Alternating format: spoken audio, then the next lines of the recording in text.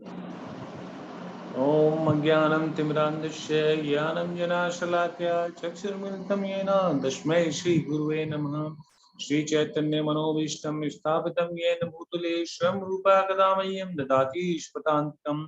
वन्देऽहं श्रीगुरो श्रीयुतापदकमलं श्रीगुरून् वैष्णवांसं च श्रीरूपं साग्रजातं सैगणरघुनाथमितं तां सजीवं साद्वैतं सावधूतं प्रज्ञासहितं कृष्णचैतन्यदेवं श्री राधा कृष्ण पादान सैकलता शिव शाखा वितांत श्याम। हे कृष्ण करुणा सिंधु दीन बंधो जगतपते गोपेश गोपिका कांत राधा कांत नमस्ते। तप्त कांचन गौरांगी राधे वृंदावनेश्वरी वृषभानुसुते देवी प्रणमामि हरिप्रिये। वांछा कल्पतरुपस्य कृपा सिंधु च पतितानां पावनेभ्यो वैष्णवेभ्यो नमो नमः। जय श्री कृष्ण चैतन्य प्रभु नित्यानंद श्री अद्वैत गदाधर श्रीवासादि गौर भक्तवृंदा। हरे कृष्णा कृष्णा कृष्णा हरे हरे, हरे राम राम राम हरे हरे। ओम अज्ञानंतिमिरान्धस्य तस्मै श्री चैतन्य। हरे कृष्णा। सो अंतरराष्ट्रीय कृष्ण भावनामृत संघ इस्कॉन अयोध्या में एक बार आप सभी भक्तों का, आप सभी भक्त का, आप सभी श्रोतागण का बहुत बहुत हार्दिक अभिनंदन और स्वागत फिर से करते हैं इस्कॉन अयोध्या की तरफ से।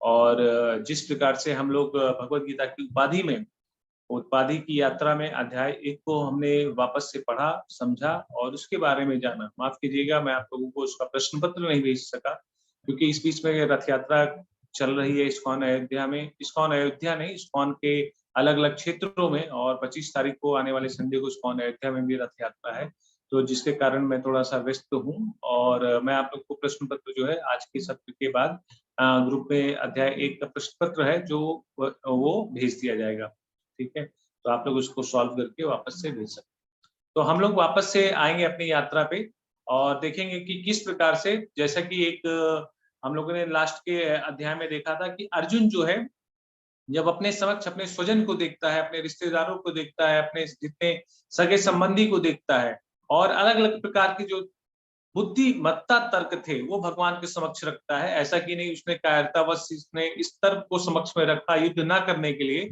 लेकिन उसने जो तर्क दिए वो उसने गुरु परंपरा के माध्यम से, गुरु के माध्यम से जो उसको ज्ञान मिला था, जो अर्जित किया था, उसने ऐसे ही तर्क भगवान के समक्ष रखे, ऐसी दुविधा भगवान के समक्ष रखी जिसका वो कंप्लीटली रूप से निराकरण चाहता था। तो आज के अध्याय में हम यही देखेंगे, अध्याय 2 गीता का सार। तो हम लोग जो जानेंगे कि आज के अध्याय में जो अर्जुन है वो किस प्रकार से अब तक भगवान को अपना सखा, अपना मित्र मानता था, और आज जो है अपने आप को भगवान के प्रति शरणागत करके भगवान को गुरु मान लेगा और अपने आप को शिष्य की भांति समर्पित करके अपनी सारी दुविधाओं को अपने गुरु के समक्ष रख देगा। तो आज जो है गुरु के प्रति समर्पण का भाव हम इसके बारे में जानेंगे। ठीक है, तो मैं आपको स्क्रीन शेयर करता हूँ। मेरा मोबाइल, अभी भी मोबाइल से स्क्रीन शेयर कर रहे हैं हम लोग, बट आशा करते हैं कि एक अगले हफ्ते में लैपटॉप आ जाएगा तो बन के फिर हम लोग वापस से लैपटॉप पे लाइव क्लास करेंगे।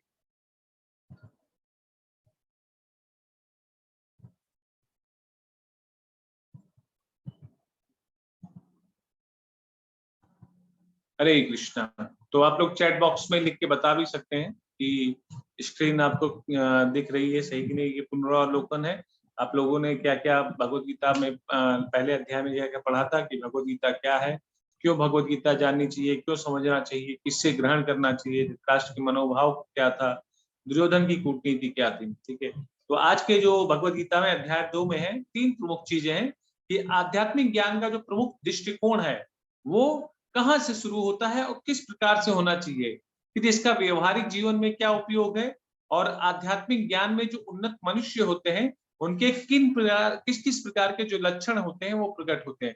तो फिर वापस से हम देख लेते हैं कि अध्याय 2 संक्षेप में श्लोक नंबर 1 से 10 तक गुरु के प्रति समर्पण की भावना, जो हम लोग जो है आज इसी के ऊपर चर्चा करेंगे कि गुरु के प्रति किस प्रकार से अर्जुन जो है अपने आप को समर्पित कर देता है। श्लोक नंबर 11 से 30 में भगवान उसको बताते हैं तुम्हारी पहचान क्या है।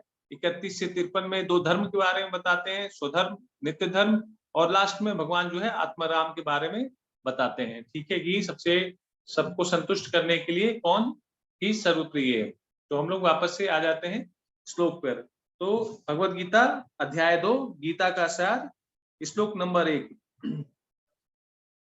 तम तथा कृपयाविष्टम् अश्रुपूर्णाकुलेक्षणम् विसीदन्तमिदं वाक्यम् मुवाच मधुसूदनम्।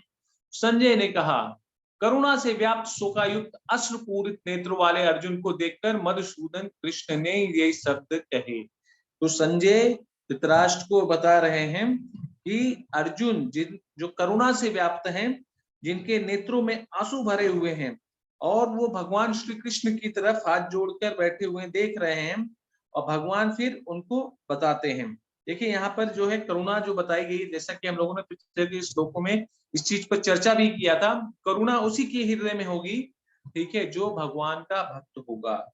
ठीक है, जो भगवान का भक्त नहीं होगा उसके हृदय में करुणा किसी भी प्रकार का नहीं होगी। और दूसरा एक शब्द यहाँ पे आ रहा है मधुसूदन। तो इस श्लोक में मधुसूदन शब्द जो है वो बहुत ही महत्वपूर्ण है। क्यों है?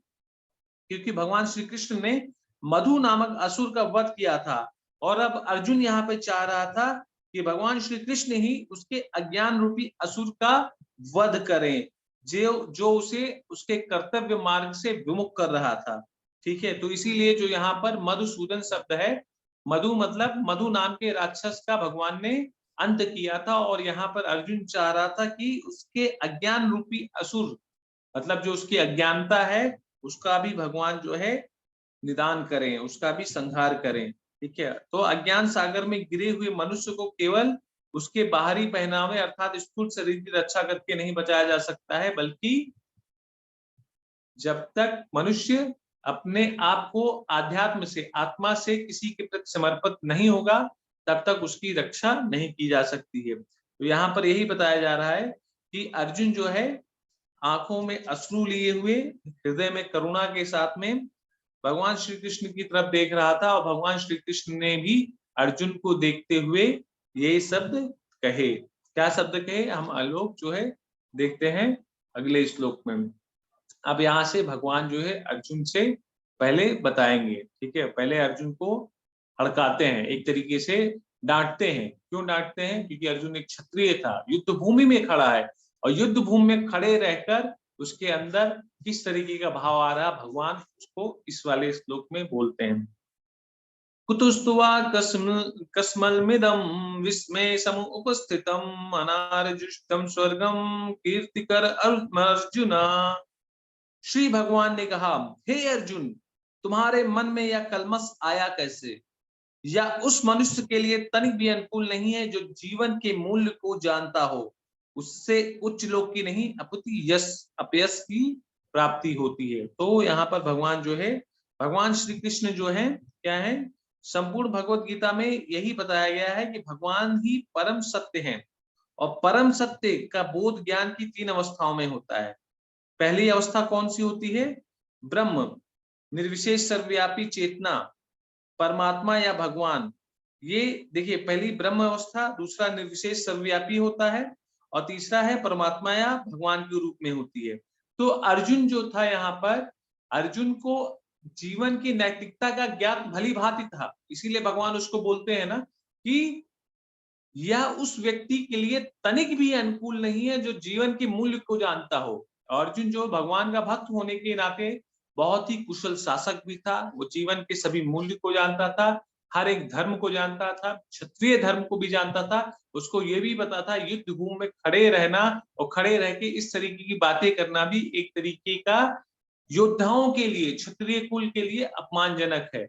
तो भगवान उसको इस चीज के लिए कहकर प्रेरित कर रहे हैं कि अर्जुन, तुम्हारे मन में यह कलमश आया कैसे? तुम सब चीज को जानते हो, जीवन के मूल्य को भी जानते हो। अगर कोई दूसरा व्यक्ति होता जो जीवन के मूल्य को नहीं जानता है, तो उसके लिए चलो ये बात सही भी थी, लेकिन तुम एक द्रोणाचार्य के शिष्य हो, पितामह के तुम पोते हो, और हर एक चीज के बारे में तुमको पता हुआ है, लेकिन तुम्हारे मन में ये कायरता जो है क्यों उत्पन्न हुई है? भगवान ऐसा कर कर यहाँ पर अर्जुन को संबोधित कर रहे हैं।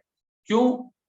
देखिए, पहला इस पे जो यहाँ पे एक बिंदु आ रहा है, क्योंकि इसमें इस श्लोक में क्या है कि अर्जुन जो है स्वभाव से विनम्र था।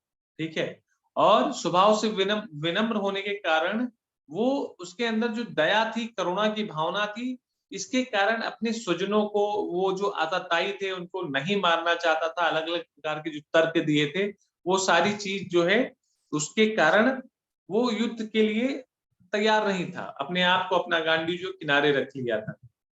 तो यहाँ पे 2 रीज़न दिया जा रहा है। असफलता और अपनी कमजोरियों को स्वीकार करने के लिए बहुत साहस और विनम्रता चाहिए। लेकिन जब तक हम इसे स्वीकार नहीं करते हैं, तब तक हम जीवन में सफल नहीं हो सकते हैं। सफलता के कई पिता हैं, लेकिन असफलता एक अनाथ है। तो यहाँ पे बहुत ही सही चीज़ बताई जा रही है कि अगर आप अपनी कमजोरी, अपनी असफलता को जानते हैं, तो आपको स्वीकार कर लेना चाहिए। ठीक है? कभी कई बार हम लोग देखते हैं कि हम लोग कई चीज़ों को जानते हैं कि हाँ, हम इसमें गलत हैं, लेकिन उस गलत के लिए हम कितने भी झूठ का प्रयोग कर लेते हैं। नहीं यार, हम गलत नहीं है, हम सही है, सही है, तर्क पे तर्क, तर्क पे तर्क दे देते हैं। ठीक है? लेकिन यहाँ पर हम ये चीज़ सीखते हैं अर्जुन से कि अर्जुन जो है इस चीज़ को जानता था कि ये सही नहीं है, लेकिन कुछ ना कुछ उसके हृदय में बाधा जो बन रही थी, जो दुविधा उत्पन्न हुई थी, जो उसके ज्ञान के कारण, जो दया मतलब उसने जो ज्ञान द्रोणाचार्य से अर्जित किया था, और उस ज्ञान, क्योंकि उसका जो तर्क था वो कहीं से गलत नहीं था। उस ज्ञान के कारण उसके मन में जो दुविधा आ गई थी, उसको उसने भगवान के समक्ष रखा। ठीक है? इस देखिए, कभी भी हम अगर सत्य के साथ चलेंगे या किसी के सामने हम अपनी कमजोरी या अपने असफल होने का कारण रखेंगे, तो उससे हमारी कायरता नहीं ज़ाहिर होती है।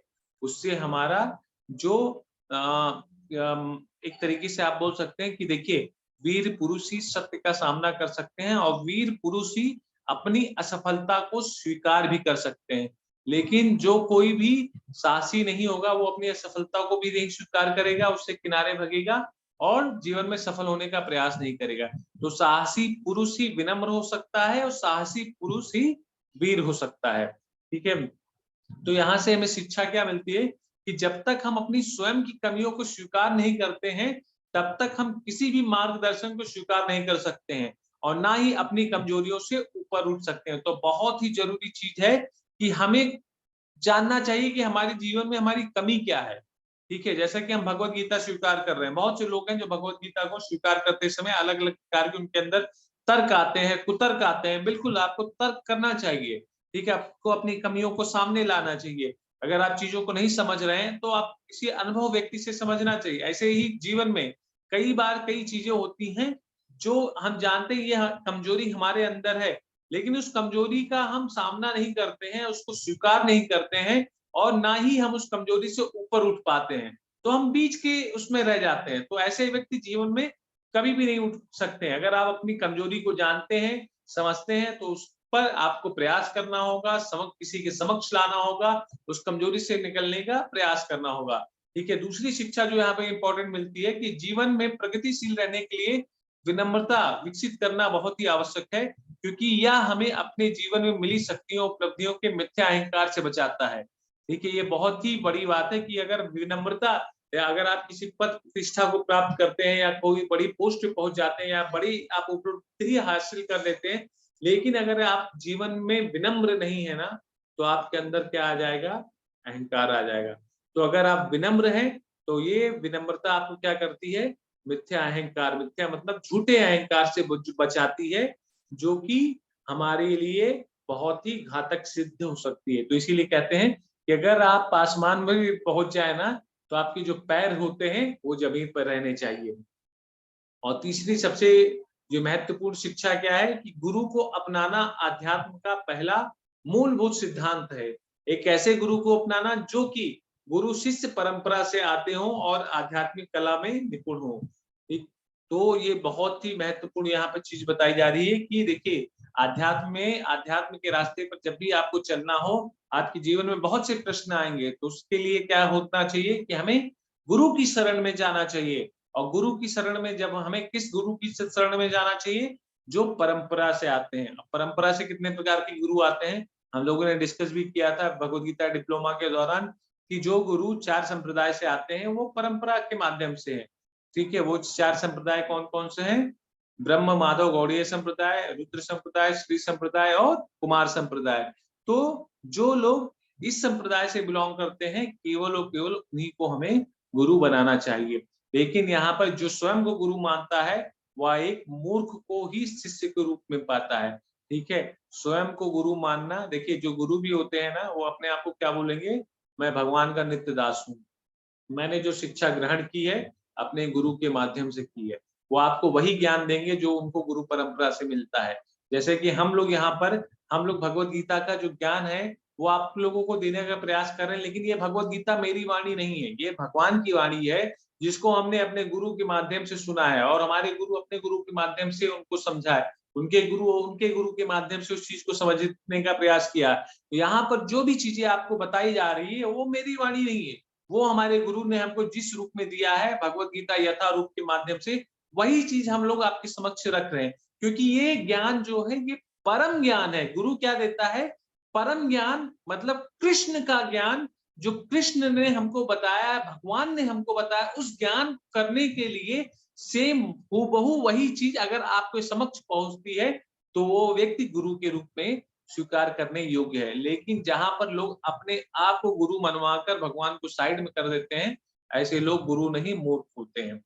ठीक है, तो सफलता की 3 कुंजियां क्या है? सीखने के लिए हमेशा उत्सुक होना चाहिए, विनम्रता और कमजोरी को स्वीकार करना चाहिए, और जीवन की चुनौतियों में मार्गदर्शन के लिए प्रामाणिक गुरु को स्वीकार करना चाहिए। अगर जीवन में सफल होना है, आप लोग इस पॉइंट को नोट भी कर सकते हैं, चैट बॉक्स का प्रयोग करके लिख भी सकते हैं, इस पे अपनी अपनी राय भी दे सकते हैं कि आपकी राय क्या है इस पे, कि आप लोग सीखने के लिए उत्सुक हैं, तो सुबह के जब सत्र में ज्वाइन होते हैं कि नहीं होते हैं। ठीक है, अगर आपके अंदर विनम्रता और कमजोरी है, तो क्या आप उसको स्वीकार कर पाते हैं कि नहीं स्वीकार कर पाते हैं? और तीसरा सबसे बड़ी चीज है कि जीवन में चुनौतियों के लिए आपके जीवन में कोई मार्गदर्शन करने वाला गुरु है कि नहीं है? अगर है, तो क्या उसके प्रति आप समर्पित हैं कि नहीं है? चैट बॉक्स का इसका प्रयोग करके आप लोग इन चीजों के बारे में लिख सकते हैं। ठीक है, गुरु को अपनाना आध्यात्म का पहला मूलभूत सिद्धांत है। एक ऐसे गुरु को जो कि गुरु शिष्य परंपरा से आते हो, आध्यात्मिक कला में निपुण हो। ठीक है, तो उसी चीज को हम लोगों ने किया, बात किया कि हमें ऐसे गुरु की आवश्यकता होती है जो कि संप्रदाय से आते हो। आध्यात्मिक संप्रदाय मतलब हमको हूबहू वो ज्ञान देते हो जो ज्ञान हमको भगवान से मिला है। ठीक है, तो जैसे ऊपर दिया गया है ना कि संस्कृत शब्द भगवान की व्याख्या व्यास देव के पिता पराशर मुनि की है। समस्त धन, शक्ति, यश, सौंदर्य, ज्ञान तथा त्याग से युक्त परम पुरुष भगवान कहलाते हैं। तो जो गुरु होंगे वो भगवान के हमें सभी प्रकार के जो ऐश्वर्य हैं उसके बारे में बताएंगे। और सबसे बड़ी चीज क्या है कि गुरु हमको क्या बताएगा? एते चांस कला पुंसा कृष्णस्तु भगवान स्वयं, कि भगवान कौन है? परम पुरुषोत्तम भगवान जो है वो श्री कृष्ण ही है, और ना तो उनके कोई तुल्य है, ना तो कोई उनसे बढ़कर है। वही स्वामी है, वही भगवान है, वही गोविंद है, और हमको जो भी कार्य करना है उनके निमित्त ही करना है। तो ये सारी शिक्षाओं को हमको गुरु के माध्यम से मिलेगा, जो कि परंपरा से गुरु आते हैं। और जो कोई अपना बखान करेगा, अपनी शक्तियों को दिखाएगा, अपनी सिद्धियों को दिखाएगा, वो कोई भी व्यक्ति गुरु कहलाने के योग्य नहीं होता है। देखते हैं आजकल के समय में, देखेंगे जो ऑथेंटिक गुरु हैं, ठीक है, तो उनके पास बहुत से ही कम शिष्य होंगे, क्योंकि वो आपको किसी शक्तियों का प्रदर्शन नहीं करेंगे। वो आपको क्या देंगे? केवल और केवल भगवान के बारे में ही बताएंगे। लेकिन यथा-कथा लोग जो है अपने आप को जो गुरु बताते हैं, एक सिद्धि को अपनाते हैं, आपके जो दुख दर्द को है दूर कर देते हैं। लेकिन क्या ये दुख को, परमानेंट दुख को दूर कर पा रहे हैं? चैट बॉक्स में आप उपयोग लिख सकते हैं। आप बहुत से गुरु, बहुत से तांत्रिक के पास जानते होंगे। आपकी अगर आपके भौतिक जीवन में कोई कष्ट चल रहा है, अगर वो कष्ट क्षण भर के लिए दूर हो गया है, तो क्या आप सदा के लिए सुखी हो गए? नहीं। असली कष्ट जो है वो जन्म मृत्यु जड़ा व्याधि है। असली सुख क्या है कि इन सब चीजों से कैसे बाहर निकला जाए। तो इसकी जो शिक्षा देता हो कि जन्म मृत्यु जड़ा व्याधि, जन्म मृत्यु के चक्कर से बाहर निकलने का रास्ता जो हमें दिखलाता है, वही गुरु होता है। तो उसी को हमको गुरु के रूप में स्वीकार करना चाहिए। भगवान तीसरे श्लोक में अर्जुन को बोलते हैं, क्लव्यमास्मागमा पार्थ नैत्युत्यापदित्ते क्षुद्रम हृदय दौर्बल्यम त्यक्तवेतिष्ठ परंतपा। हे प्रथापुत्र, हे प्रथापुत्र, इस हीन नपुंसकता को प्राप्त मत हो। या तुम्हें शोभा नहीं देती है। हे शत्रुओं के दमन करता, हृदय की क्षुद्र दुर्बलता को त्याग कर युद्ध के लिए खड़े हो। भगवान जो है अर्जुन को क्या बोल रहे हैं यहाँ पर, इसी चीज के बारे में बता रहे हैं कि अर्जुन को यहाँ पर प्रथा पुत्र के रूप में संबोधित किया गया है। प्रथा मतलब कौन है?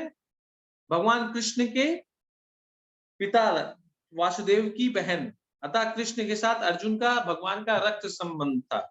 और यदि क्षत्रिय पुत्र युद्ध लड़ने से मना करता है तो वह नाम का क्षत्रिय होता है, और अगर ब्राह्मण पुत्र अपवित्र कार्य करे तो वह नाम का ब्राह्मण होता है। तो भगवान जो है अर्जुन को इसीलिए यहाँ पर बता रहे हैं कि या दीन ही हीन नपुंसकता को प्राप्त मत हो तुम। ठीक है, तुम्हारा जो कार्य क्षत्रिय कार्य है युद्ध करना, तुम रणभूमि में खड़े हो और रणभूमि में खड़े होकर तुम ऐसी बातें कर रहे हो जो तुमको तनिक भी शोभा नहीं देती है। ये तुम्हारी हृदय की शुद्ध दुर्बलता को यहाँ पर प्रस्तुत कर रही है। तुम अपनी इन दुर्बलताओं को त्याग कर खड़े हो अर्जुन और युद्ध करो, क्योंकि ये सारी चीजें जो होती है ये किसी भी क्षत्रिय को शोभा नहीं देगी कि जब दुश्मन सामने है और तुम पीठ दिखाकर पीछे भाग जाओ कायरों की तरीके से। ठीक है, तो भगवान ये बोल रहे हैं कि नहीं नहीं अर्जुन, ये सारी चीजें क्षत्रिय को बिल्कुल शोभा नहीं दे रही है। यहाँ पर भगवान जो है अर्जुन को प्रतापुत्र बोलते हैं, क्योंकि इसलिए उसको संबोधित करें क्योंकि वो उनका मित्र होने के साथ साथ अर्जुन के साथ उनका रक्त का भी संबंध था। वो उनकी बुआ कुंती के पुत्र थे। अतः भगवान श्री कृष्ण ने अर्जुन को इसी चीज के बारे में बताया कि ये सारी चीजें तुमको शोभा नहीं देती है। या अर्जुन यह भी तर्क कर सकता था यहाँ पर कि उसके सामने जो है सारे उसके स्वजन खड़े हुए हैं, सब लोग खड़े हुए हैं, और यही तर्क दे भी रहा था कि उनके प्रति उसके हृदय में दया आ गई। लेकिन भगवान उनको इस चीज को संबोधित कह के यहाँ पर बता रहे हैं कि जो लोग तुम्हारे समक्ष खड़े हैं ना, उनके हृदय में किसी भी प्रकार का दौर्बल्य नहीं है। वो तुमसे केवल और केवल एकमात्र युद्ध करने के लिए खड़े हैं। भले ही तुम्हारे लिए उनका प्रेम हो, लेकिन युद्ध भूमि में कोई भी प्रेम नहीं है। ठीक है, युद्ध भूमि में केवल तुम उनके लिए शत्रु हो और तुम्हारे लिए वो शत्रु हैं। ठीक है, तुम्हें केवल और केवल युद्ध का नियम जो है उसको अपनाना चाहिए, ना कि यहाँ पर तुमको त्याग की भावना, दया की भावना दिखानी चाहिए। भगवान अभी अर्जुन को एक तरीके से डांट लगा रहे हैं। ठीक है, तीसरे श्लोक में हम देखते हैं, चौथे में, कि अब अर्जुन जो है क्या बोल रहा है। अब अर्जुन जो है अपने आप को पूर्णतया जो भगवान के लिए, देखिए ये दो श्लोक में भगवान ने एक तरीके से अर्जुन को डांट डपट लगाई कि भाई तुम क्षत्रिय होकर ऐसा कार्य कर रहे हो जो बिल्कुल भी शोभा नहीं देता है। ठीक है, ये तर्क मत दो, ये दया मत दो, ये त्याग मत दो, ये सब चीज ना युद्ध भूमि में बिल्कुल ही नहीं स्वीकार है। युद्ध भूमि में केवल एक ही चीज स्वीकार होती है, मारो या तो मरो। क्षत्रिय का एक ही कर्तव्य होता है, या तो मारना या तो मरना। ठीक है, वीर तथा वीर गति, ये क्षत्रिय का स्लोगन होता है। अब भगवान के डांटने के बाद अर्जुन जो है आगे बोल रहा है, अर्जुन वाचा कथम भीष्म महम संके द्रोणाचा मधुसूदना शिरु प्रत्योत्स्यामि पूजा हर्षूदनम। अर्जुन ने कहा, हे शत्रुहंता, हे मधुसूदन, मैं युद्ध भूमि में किस तरह भीष्म तथा द्रोण जैसे पूजनीय व्यक्ति पर उलटकर बाण चलाऊंगा। अब यहाँ पर अर्जुन जो है अपनी कमजोरियों को स्वीकार कर रहा है। यहाँ पर अर्जुन बता रहा है भगवान को कि हे भगवान श्री कृष्ण, हे मधुसूदन, हे शत्रुओं के हंता मतलब दुष्टों को नाश करता, आप ये बताइए कि मैं किस प्रकार से कैसे अपने पितामह भीष्म पर, जो मेरा बचपन जिनके साथ बीता हुआ, जो मुझसे इतना प्रेम करते हैं, अपने गुरु द्रोणाचार्य पर किस प्रकार से मैं बाण चलाऊं, जिन्होंने मुझे अपना सभी प्रकार का प्रेम, जो शिक्षाएं, जो ये बाण चलाने की शिक्षाएं, धनुष शिक्षाएं, आत्म शिक्षाएं, साधना की शिक्षाएं, योग की शिक्षाएं जिस गुरु से मैंने प्राप्त की है, उस पर मैं किस प्रकार भला बाण चला सकता हूं। ये सारी चीजें जो है अर्जुन ने अपनी कमजोरी को भगवान के समक्ष प्रस्तुत किया। ठीक है, और फिर अगले श्लोक में भी यही बोल रहा है, गुरु हन्त्वा ही महान भावना श्रेयो भोक्तुम वैच्यमापहि लोके हत्वार्थ कामस्तु गुरुनिहेवे भुज्ये भोगन प्रतिगादनम। ऐसे महापुरुषों को जो मेरे गुरु हैं, उन्हें मारकर जीने की अपेक्षा इस संसार में भी मांग कर खाना अच्छा है। भले ही वे सांसारिक लाभ के इच्छुक हैं, किंतु हैं तो गुरुजन ही, यदि उनका वध होता है तो हमारे द्वारा भोग्य प्रत्येक वस्तु उनके रक्त से सनी होगी। अब यहाँ पर एक फिर से तर्क दे रहा है अर्जुन। अभी देखिए अर्जुन जितना है यहाँ पर फिर से वापस से वो क्या बोल रहा है कि शास्त्रों के अनुसार ये सही चीज है कि गुरु जो निंद कर्म में रत हो। देखिए शास्त्रों के अनुसार इस चीज को बताया भी जा रहा है कि गुरु पूजनीय भी है, लेकिन शास्त्रों के अनुसार ये भी बताया जा रहा है कि अगर गुरु निंदा का कार्य करता हो और निंद कार्य में रत हो, जो विवेक शून्य हो, वो त्याज्य है। त्याज्य मतलब वो त्याग के समान है, उसका त्याग कर देना चाहिए। दुर्योधन से आर्थिक सहायता लेने के कारण भीष्म तथा द्रोण उसका पक्ष लेने के लिए बाध्य थे। यद्यपि केवल आर्थिक लाभ से ऐसा करना उनके लिए उचित न था। ऐसी दशा में वो दोनों आचार्यों का सम्मान खो बैठे थे। ठीक है, तो भगवान इसलिए यहाँ पे बोल रहे हैं कि गुरु को भी अगर गुरु निंदनीय गलत कार्य में फंस जाता है तो ऐसे गुरु का त्याग कर देना चाहिए। ऐसे गुरु को जो है वो अपने पद से च्युत हो जाते हैं, पद से उनको हटा देना चाहिए, उनको गुरु नहीं मानना चाहिए। क्यों? क्योंकि वो अपने गुरु धर्म का पालन नहीं कर रहे हैं। तो यहाँ पर भगवान श्री कृष्ण बताते भी हैं, श्रील प्रभुपाद जी भी इस चीज का वर्णन करते हैं कि दुर्योधन से आर्थिक सहायता लेने के कारण, क्योंकि वो कौरव के साम्राज्य में थे ही, लेकिन उन्होंने कई चीजों पर, जैसे कि ये दूध कीड़ा हुई, उस पर दुर्योधन को नहीं रोका गया। द्रौपदी चीड़ हरण हुआ, वहां पर भी वो लोग खड़े रहे और उसके विरोध के लिए नहीं खड़े हुए। तो ये सारी जो अगर उनके सामने किसी अबला स्त्री, चाहे वो भले ही किसी भी पक्ष की हो, लेकिन अगर अबला स्त्री का वस्त्र हरण हो रहा हो भीष्म पितामह के समक्ष, गुरु द्रोण के समक्ष, तो निश्चित रूप से उनको इस चीज का विरोध करना चाहिए था। लेकिन उन्होंने ऐसा नहीं किया, जिसके कारण वो गुरुजन के पद से वैसे ही उन्होंने अपना ये पद सम्मान भीष्म पितामह दोनों लोग खो बैठे थे। लेकिन अर्जुन तब भी ये सोचता था कि वो उनके गुरुजन हैं, भला उनके वध कर वो भौतिक जो लोभ है, ये राज्य है, वो क्यों प्राप्त करे। वो यही सोचता था अभी तक कि भले कुछ भी हो, ये सांसारिक के लाभ के इच्छुक हो या जो भी कारण हो, ठीक है, लेकिन मैं इनको नहीं मारना चाह रहा हूं। अगर मैं मारूंगा तो मुझे लगेगा कि मैं जो भी चीज हासिल करूंगा वो सभी चीजें इनके रक्त से सनी होंगी।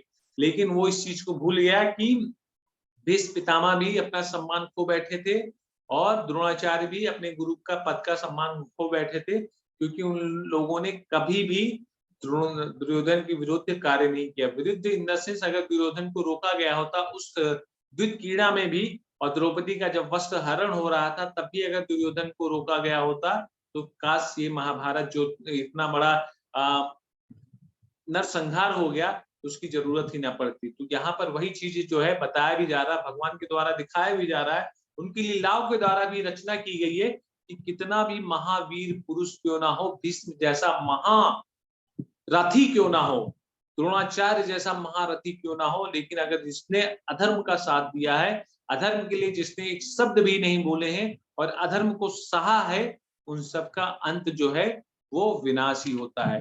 लेकिन अर्जुन के मन में ये कलमश ये छाया हुआ था कि अगर मैं इनको मार भी दूं ना, ये भले ही इनके अंदर किसी प्रकार की सांसारिक भौतिक इच्छा है, लेकिन अगर मैं इनका अंत भी कर दूं ना, तो मुझे लगेगा कि ये सारी चीजें इनके रक्त से सनी हुई हैं।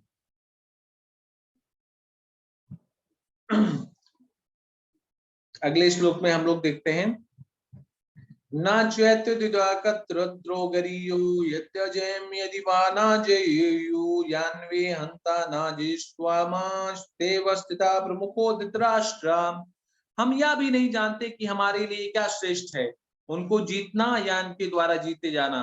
यदि हम धृतराष्ट्र के पुत्रों का वध कर देते हैं तो हमें जीवित रहने की आवश्यकता नहीं है, फिर भी वे युद्ध भूमि में हमारे समक्ष खड़े हैं।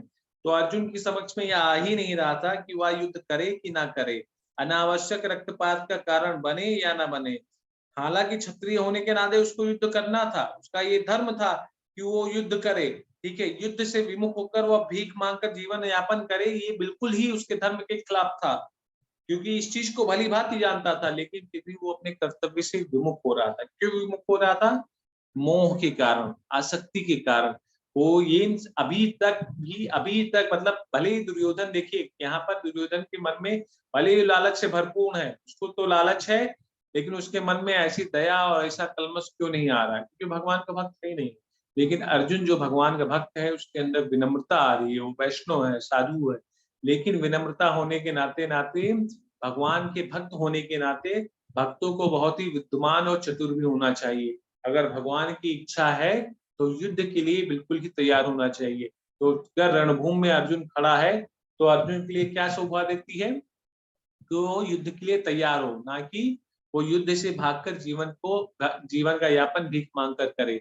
वो ये नहीं चाहता था कि वो ये भी नहीं चाहता था कि अगर धृतराष्ट्र के पुत्रों को मार देंगे ना, तो इस राज्य का भी क्या फायदा, फिर किसको दिखाएंगे, किसके लिए रहेंगे। वो ये सब के लिए भी पीछे हट रहा था कि ऐसी जीत का क्या फायदा जो दिखाने के लिए कोई व्यक्ति शेष ना रह जाए। तो वो इन सारी चीजों को यहाँ पे शिला प्रभुपाद जी बता रहे हैं कि यदि उसके विजय हो भी जाए, तो भी यदि धृतराष्ट्र के पुत्र मर जाते हैं, तो उनके बिना रह पाना अत्यंत कठिन हो जाएगा।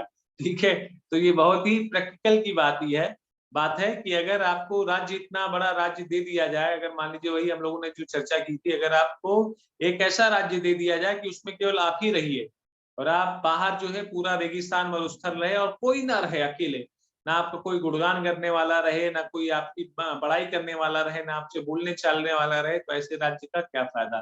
तो अर्जुन को भी लग रहा था कि ये राज्य हासिल करके क्या फायदा, जब धृतराष्ट्र के जो पुत्र हैं वो लोग नहीं रहेंगे, जो कि मेरे बहुत ही प्रिय हैं। ठीक है, अर्जुन का प्रेम उन लोगों के प्रति कम नहीं था।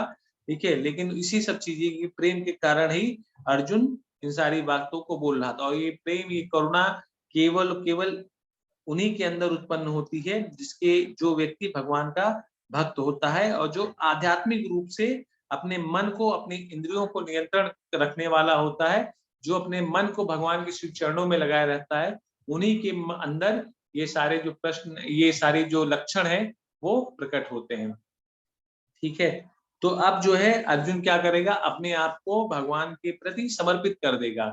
अब यहाँ पर अर्जुन जो है अगले श्लोक में इस चीज के बारे में पूरी तरीके से बताएगा भी कि कृपया मेरा मार्गदर्शन करें, कि गुरु को अपनाना आध्यात्म का मैं पहला मूलभूत सिद्धांत होता है। एक ऐसे गुरु जो गुरु शिष्य परंपरा से आते हो। ठीक है, तो हमें गुरु किसको बनाना चाहिए, जो गुरु शिष्य परंपरा से आते हो। ठीक है, तो अगला जो श्लोक है उसको हम देख लेते हैं। कार्पण्य दोषम बद स्वभावा पृच्छामि तवा धर्म समुचिते यच्छे स्वकृषितम रोमुतन में शिष्यतम साधि माम त्वा प्रपत्रतम। अब मैं अपनी, अब यहाँ पे अर्जुन जो है अपने आप को समर्पित कर रहा है अपने गुरु के प्रति, जिस भगवान को वो अब तक अपना सखा, अपना मित्र, अपना सारथी मानता था, अब उस भगवान को वो अपना गुरु मानने के लिए तैयार हो गया और उस भगवान के प्रति अपने आप को समर्पित कर दिया। तो आध्यात्म जीवन का ये सबसे बड़ा उदाहरण है कि अगर हमें आध्यात्म जीवन में आगे बढ़ना है, तो सबसे पहले हमें अपने आप को शरणागति करनी होती है। किसी भी चीज के लिए अगर कोई भी चीज हमको सीखनी है, तो सबसे पहले सरेंडर की भावना, शरणागति की भावना, समर्पण की भावना, वो बहुत ही जरूरी होती है। तो अर्जुन यहाँ पे बोल रहा है, कृपया मेरा मार्गदर्शन करें। अब मैं अपनी कृपण दुर्बलता के कारण, अर्जुन इस चीज को स्वीकार भी कर रहा है। देखिए, जो पीछे बताया भी गया था कि अर्जुन अपनी कमजोरियों को स्वीकार भी कर रहा है कि अब मैं अपनी कृपण दुर्बलता के कारण अपना कर्तव्य भूल गया हूँ, अपना सारा धैर्य खो चुका हूँ। ऐसी अवस्था में मैं आपसे पूछ रहा हूँ कि जो मेरे लिए श्रेष्ठकर हो, उसे निश्चित रूप से बताएं। अब मैं आपका शिष्य हूँ और शरणागत हूँ, कृपया मुझे उपदेश दें। ठीक है, तो यहाँ पर बहुत ही महत्वपूर्ण जो ये श्लोक जो है बहुत ही महत्वपूर्ण होता है।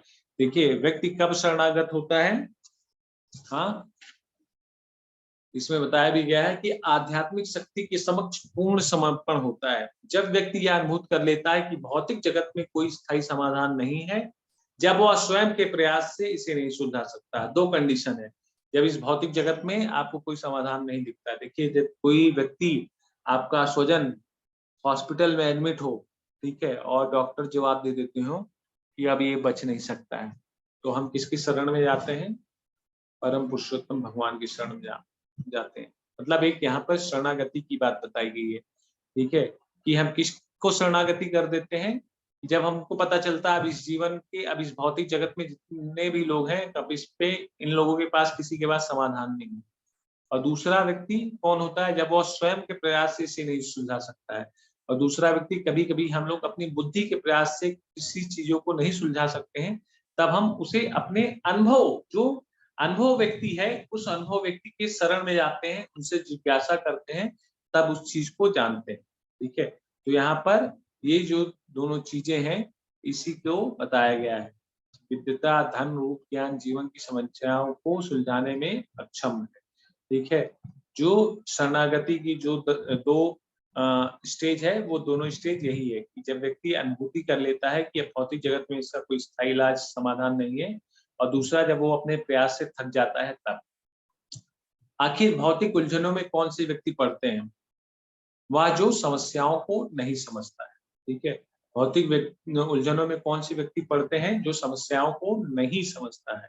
ठीक है? जो समस्याओं को समझेगा वो भौतिक उलझनों में कैसे पड़ेगा? तो जो व्यक्ति समस्याओं को अच्छी तरीके से समझता है, अपनी कमजोरियों को समझता है, अपने कमी को समझता है, वही व्यक्ति असली वीर, असली साहसी होता है, और जो उस समस्याओं को ऊपर लेके आता है और उस चीज पर वर्कआउट करता है। ठीक है? तो यहाँ पर 3 स्टेज दिया गया है सच्चे गुरु की शरण ग्रहण करने वाले। क्यों हमें ग्रहण करना चाहिए सच्चा गुरु?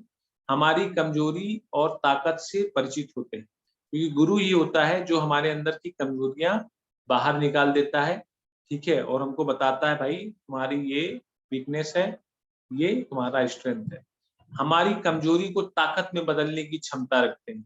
गुरु क्या करते हैं? हमारी कमजोरी हमको बताकर उस पे हमको बताते हैं कि किस तरीके से इस पर कार्य करना चाहिए, और कब आपको आपकी कमजोरी आपकी ताकत बन जाएगी। ये जो कला होती है, ये गुरु के अंदर होती है। और तीसरा जो है कि हमें विश्वास पूर्वक शरणागति ग्रहण करनी होती है। अगर हमें किसी से ज्ञान लेना होता है, किसी से कुछ सीखना होता है, तो उसके प्रति हमको अपने आप को सरेंडर करना होता है, अपने आप को शरणागति करनी होती है। हमें उसके प्रति समर्पण की भावना जो है वो स्वीकार करनी होती है, तभी हम किसी चीज को, किसी ज्ञान को स्वीकार कर सकते हैं। और शरणागति का जो प्रभाव होता है कि हमारी जो प्रबुद्धता होती है उसकी प्राप्ति होती है, निरर्थक शोक से मुक्ति होती है, और स्वधर्म में प्रवृत्त हो जाती है। ठीक है? तो ये सारे जो ज्ञान है वो शरणागति के माध्यम से अपने आप ही हमको मिल जाते हैं।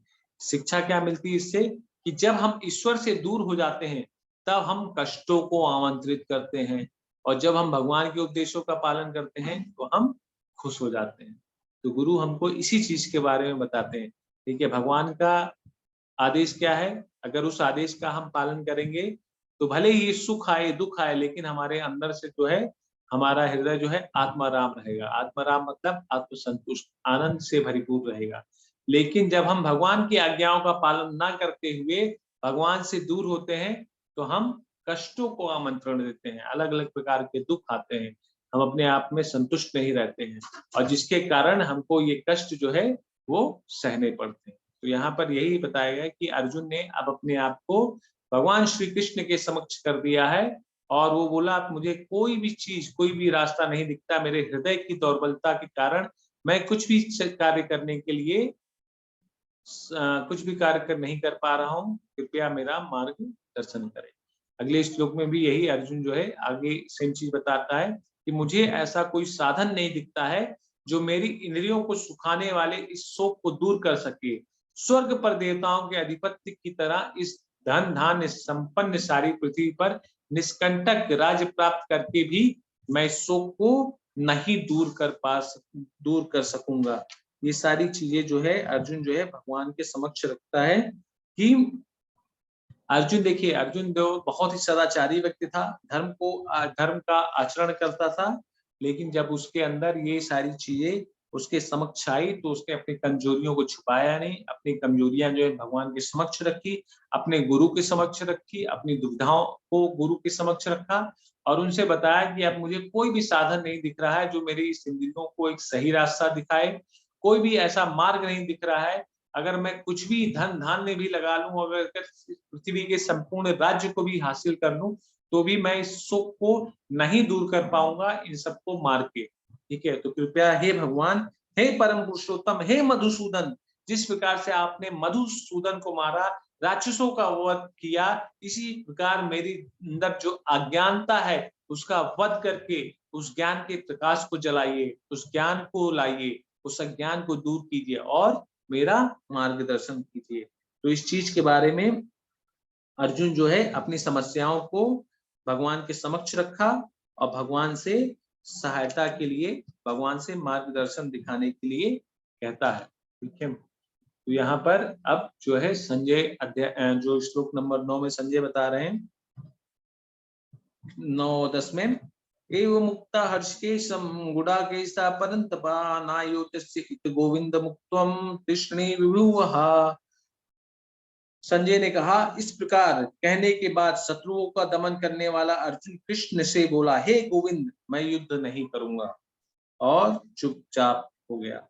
ठीक है, तो यहाँ पर श्रील प्रभुपाद जी तात्पर्य बताते हैं कि जैसे ही संजय ने ये सुनाया कि अर्जुन ने भगवान श्री कृष्ण से कहा अब मैं युद्ध नहीं कर पाऊंगा और शांत हो गया, तैसे ही धृतराष्ट्र के हृदय में बहुत ही आनंद हुआ।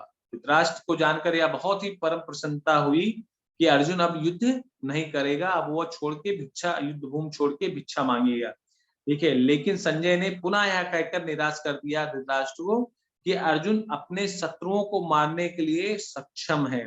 यद्यपि कुछ समय के लिए अर्जुन जो है अपने पारिवारिक स्नेह के प्रति मिथ्या शोक से अभिभूत था, किंतु उसने शिष्य रूप में अपने आप को भगवान श्री कृष्ण के समक्ष समर्पित कर दिया। और गुरु किसको मान लिया? भगवान श्री कृष्ण को। ठीक है, पहले तो धृतराष्ट्र ने इसलिए ये बताया कि अर्जुन गांडीव रखकर बोल दिया कि अब मैं युद्ध नहीं करूंगा। ठीक है, तो धृतराष्ट्र के मन में एक आनंद आया, लेकिन उस आनंद को ज्यादा देर जो है संजय ने रहने नहीं दिया। उसने यह बोला कि अर्जुन जो है सभी को मारने में सक्षम है। और क्यों है? कि उसने अब जो है गुरु किसको बना लिया? परम पुरुषोत्तम भगवान श्री कृष्ण को। ठीक है, जो परम गुरु हैं उनको ही अपना गुरु बना लिया, जो सच्चिदानंद है, सभी के भगवान है, सभी को आनंद देने वाले हैं, सभी पापियों को नष्ट करने वाले हैं। अब जो उनकी शरण ग्रहण कर लेगा वो कभी युद्ध में हारेगा क्या? तो ये वाणी जो है संजय धृतराष्ट्र को फिर सुनाते हैं और अगले श्लोक में बताते हैं कि तमुवाच हर्षिकेशा प्रसन्नवा भारता सैन्यरूपमर्दे विषीदन्तमिदं वाचा। हे भरतवंशी धृतराष्ट्र, उस समय दोनों सेनाओं के मध्य शोकामग्न अर्जुन से श्री कृष्ण मानो हंसते हुए ये शब्द कहे। ठीक है, तो जैसे ही अर्जुन ने इन शब्द को भगवान से कहा कि अब वो युद्ध नहीं कर सकता है, तो धृतराष्ट्र आनंदित होता है। फिर संजय बोलता है कि अब जो है अर्जुन जो है भगवान श्री कृष्ण की शरण ग्रहण कर लिया है, और उन दोनों के बीच में आप जो भी अर्जुन के हृदय में शोक था, जो भी दुविधा थी, उसने भगवान के समक्ष रखा। लेकिन अर्जुन जो है इतना शक्तिशाली जरूर है कि वो इन सभी लोगों को मारने में सक्षम है। क्यों सक्षम है? क्योंकि अब उसने गुरु के रूप में भगवान श्री कृष्ण को स्वीकार कर लिया। और अगले श्लोक में संजय बताता है कि भगवान श्री कृष्ण को स्वीकार किया और भगवान मानो हंसते हुए अर्जुन से ये शब्द कह रहे हैं। अब क्या शब्द कह रहे हैं अर्जुन से, उसके बारे में हम लोग जो है जानेंगे अगले सत्र में। तो आज का जो सत्र है वो बहुत ही महत्वपूर्ण है। एक्चुअली सारे सत्र जो है वो बहुत ही महत्वपूर्ण है आपस में, और ये इसलिए महत्वपूर्ण है, इस तर्क से महत्वपूर्ण, अब भगवान जो है अर्जुन की एक एक दुविधा को, एक एक जो उसके अंदर प्रश्न थे उसका जो है निवारण करेंगे।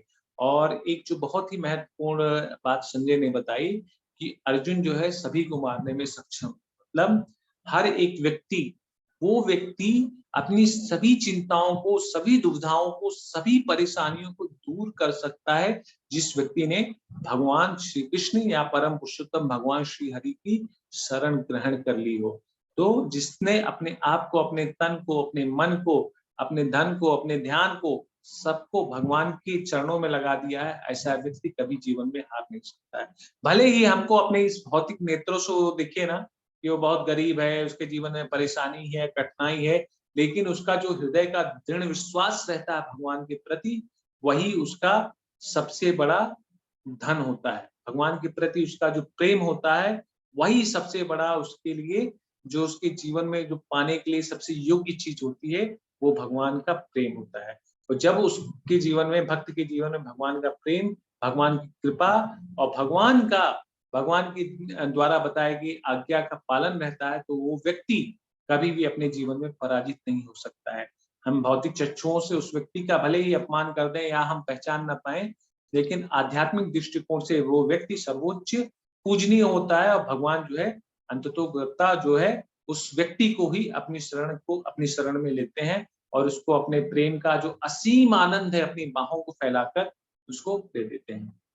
तो यहाँ पर धृतराष्ट्र के कानों में जैसे ही ये बात संजय डालता है कि अब तो अर्जुन ने भगवान श्री कृष्ण की शरण ग्रहण कर ली है और अर्जुन सभी को मारने में सक्षम है। फिर से जो धृतराष्ट्र होता है उसके हृदय में एक तरीके से जो शोक का हल्का सा लहर है वो फिर से चला जाता है। ठीक है, तो हम देखेंगे कि भगवान ने अब आगे अर्जुन से क्या शब्द कहे, अर्जुन से फिर आगे किस प्रकार से अर्जुन की जो ये हृदय की दुर्बलताएं हैं, जैसा कि अर्जुन ने बहुत ही अच्छे से, बहुत ही महत्वपूर्ण तरीके से ये बताया। और सबसे बड़ी चीज कि अर्जुन ने अपनी कमजोरी को स्वीकार किया, ठीक है, और अपनी कमजोरी को, अपनी दुविधाओं को, अपनी शंकाओं को, अपनी परेशानियों को, अपने प्रश्न को अपने गुरु के समक्ष रखा। और अब जो भगवान खुद उनके गुरु के रूप में उसके समक्ष खड़े हुए हैं, वो उनकी सारी समस्याओं का एक-एक करके निवारण करेंगे और उसको बताएंगे कि जीवन का जो सबसे बहुमूल्य उद्देश्य है, वो क्या-क्या चीज़ है। ये सारी जो दुविधाएँ हैं, इसका निवारण जो है भगवान अब अगले श्लोक नंबर 11 से एक तरीके से इसमें बताएंगे।